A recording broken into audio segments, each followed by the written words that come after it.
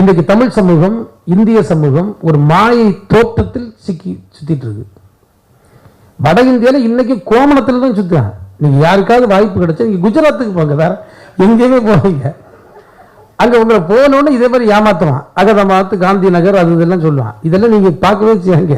ஐயோ ஆளை விட்டு ஊரை காட்டுன்னு சொல்லுங்க. அங்கே ஊரை பாருங்க. ஊரை பார்த்தா இந்த கோமணக்காரனுக்கு லட்சணம் நமக்கு தெரியும்.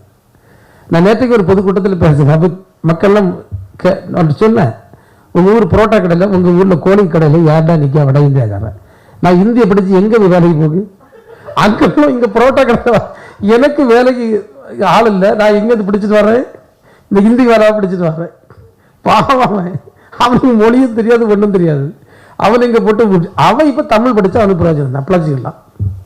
ஏதோ வேலையாதுக்கு கிடைக்கும். நான் படித்தவங்க என்னடா வேலை கிடைக்கணும்? எவ்வளவு முட்டாப்பையோட இருப்பான்னு பாருங்க.